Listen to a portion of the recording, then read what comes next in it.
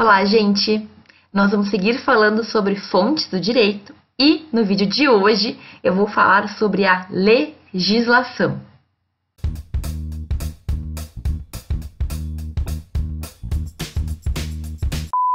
No último vídeo, nós falamos sobre as fontes do direito e sobre os dois grandes grupos em que elas se classificam, as fontes materiais e as fontes formais. As primeiras não costumam ser objeto de estudo do direito. Já as fontes formais, sim, são todas aquelas fontes que nós vamos nos ocupar e que nós vamos estudar. Hoje eu vou falar do primeiro grande grupo dentro das fontes formais, que é basicamente a legislação. Como todos ou quase todos os temas do direito, o tema de fontes não é pacífico na doutrina, ou seja, existem vários autores que pensam diferente. Eu vou falar da doutrina que entendo ser majoritária, que é também que eu me baseei no livro do Tércio Sampaio Ferraz Júnior, um livro que eu já tinha falado para vocês antes, que é um livro de introdução ao direito. Para este autor, certo, que também traz a posição da maioria dos autores, a legislação ela vai se subdividir em basicamente três grandes grupos, que seriam a Constituição Federal, a lei em sentido amplo e tratados e convenções internacionais. Eu vou falar um pouquinho de cada um desses pontos, porque são fontes reconhecidas que a gente tem que entender direitinho. Bem, as fontes formais são fontes que nós não temos nenhuma dúvida de que são utilizadas pelo direito. Elas são fontes que a gente criou dentro do direito. A legislação, que é esse primeiro grupo, será então entendida como todas as normas jurídicas que foram criadas dentro de um procedimento pré-existente. E aí eu reitero, já falei várias vezes, legislação não se confunde com lei.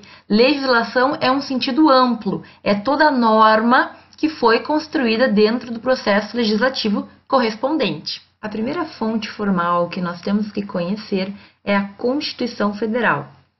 A Constituição Federal é a lei fundamental de um Estado. É a norma mais importante porque é dela que se originam as demais. Embora a gente use o termo lei fundamental, lei máxima, a Constituição não é considerada uma lei, certo? Ela está acima da lei. Ela está acima de toda e qualquer outra norma existente no ordenamento jurídico de um país.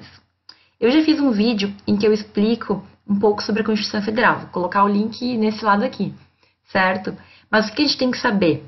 É nela que estão determinados os direitos fundamentais do ser humano, é nela que estão determinados os poderes do Estado, é nela que estão determinadas situações de garantia de direitos, situações em que as pessoas vão poder muitas vezes demandar. E depois, é claro, as leis que são criadas são baseadas nessa Constituição. A Constituição Federal, ela é a nossa norma mais importante. Ela é fonte de direito porque o direito vai irradiar diretamente dela. Então, a primeira fonte formal é a Constituição Federal. A gente tem que saber que ela sempre vai estar em primeiro lugar, digamos assim. Ela que dá origem a todas as demais normas. Em um segundo momento, dentro ainda das fontes formais e da legislação, nós teremos as leis. Quando se fala em leis aqui, a gente tem que entender que não são apenas as leis mesmo, que têm o nome de lei, mas todas aquelas normas infraconstitucionais que têm um processo a ser realizado para existirem. Então, estão as leis complementares, estão as leis ordinárias, que são as mais comuns, mas também estão, por exemplo, a medida provisória, as leis delegadas, decretos e resoluções, que são também normas criadas que vão determinar questões de direito, mas que não são leis em sentido formal. Então vejam, aqui existe uma outra divisão. A lei, nesse caso, pode ser subdividida em lei em sentido formal e lei em sentido material.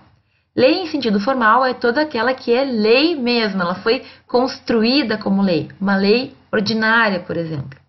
Já a lei em sentido material é uma norma que a gente chama de lei, porque tem matéria de lei, trata de matérias que deveriam ser reguladas por lei, mas que não especificamente vai ser uma lei. É o caso de uma medida provisória, por exemplo. Não é criada pelo Poder Legislativo, é criada pelo Poder Executivo. Então, o que a gente tem que saber aqui? A lei, quando se fala que a lei é fonte do direito, nós vamos ter basicamente a ideia daquelas normas que estão abaixo da Constituição Federal, certo? Elas não têm status de Constituição, então elas estão abaixo da Constituição Federal. Lei ordinária, lei complementar, lei delegada, medida provisória, decreto, resolução, enfim. Lá no curso de Direito Constitucional, quando vocês fizerem essa cadeira, vocês vão estudar cada uma dessas espécies legislativas. O que é importante saber agora é que existe a Constituição, que está acima de todas as normas, e logo abaixo, as normas que estão embaixo da Constituição, abaixo da Constituição, elas também terão a sua força, elas também vão servir como como fonte do direito, e elas não têm hierarquia entre si, todas estão no mesmo patamar. E por fim, dentro das fontes formais, mais especificamente dentro do primeiro ponto, que é legislação, nós temos os tratados e convenções internacionais. O que significa isso? Significa que o Brasil, junto com outros estados, junto com outros países, se comprometeu a aplicar determinada norma, certo? Então, ele vai lá, assina lá um papel, um documento, enfim, isso ingressa no ordenamento jurídico brasileiro por meio de votação no Congresso, certo? E essa norma entra e aí, então, ela vai ser aplicada. O Brasil é obrigado a aplicar. No nosso país, nós temos diversas maneiras desses tratados serem entendidos na hierarquia das fontes, digamos assim. Porque, claro, algumas fontes, algumas leis, algumas normas, elas estão acima de outras. E aí, se houver uma colisão ou uma contrariedade, a lei mais importante prevalece. É por isso que a Constituição está em primeiro lugar, porque ela manda em tudo. Ninguém pode contrariar a Constituição. No Brasil, então, resumindo, nós temos três possibilidades de um tratado internacional, três maneiras dele ser reconhecido. Ele pode ter uma votação especial quando se tratar de direitos humanos e ingressar como emenda constitucional, ou seja, no nível da Constituição, em primeiro nível, né, o nível mais alto hierarquicamente. Ele pode versar sobre direitos humanos e não ter uma votação especial, e aí então ele está abaixo da Constituição, mas acima das leis infraconstitucionais, então ele está entre a Constituição e as leis. E ele pode ter um tema que não versa sobre direitos humanos e entrar como lei ordinária, ou seja, como uma lei comum. O que acontece? Muitas vezes existe um embate ou uma contrariedade entre os chamados tratados, enfim, internacionais e a lei brasileira. Que aí, nesse caso, vai ter que ser analisado do que se trata e como que vai ser aplicado. Um exemplo que eu trago para vocês é um Tratado de Varsóvia, que é um tratado antigo do Brasil, acerca de direitos aéreos, direito de transporte aéreo. E nesse tratado existe um limite para o valor de indenização no caso de perda de bagagens, certo? Um limite lá que não é muito alto. No nosso Código de Defesa do Consumidor não existe limitação. Então, a nossa lei interna diz que a pessoa que perder a bagagem pode receber ressarcimento independentemente de valor. Ele tem que comprovar o que ele perdeu e ele pode receber o valor que for necessário.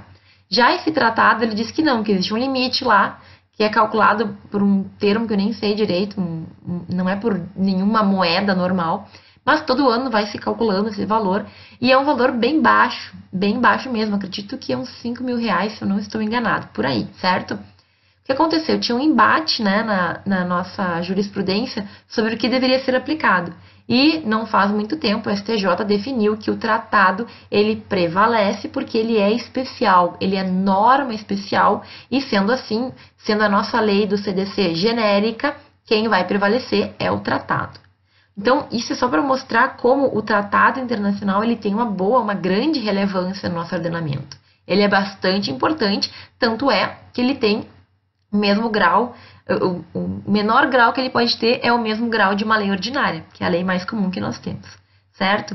Então, tratado internacional, convenção internacional são fontes de direito e são fontes que são muito utilizadas no nosso ordenamento jurídico brasileiro. Bem, pessoal, vencida essa etapa, nós terminamos de falar sobre o primeiro ponto, o primeiro grupo dentro das fontes formais, que é a legislação. Vai estar composta pela Constituição Federal, pela lei em sentido amplo e pelos tratados e convenções internacionais. No próximo vídeo, nós vamos falar sobre costumes e jurisprudência, quando e como e se são fontes do direito, certo? Se tu gostou desse vídeo, por favor, dá uma curtida, comenta, faz perguntas se alguma coisa não ficou claro. E não esquece de compartilhar com algum colega, algum amigo que talvez possa se interessar por este conteúdo, certo? Grande abraço e até o próximo vídeo.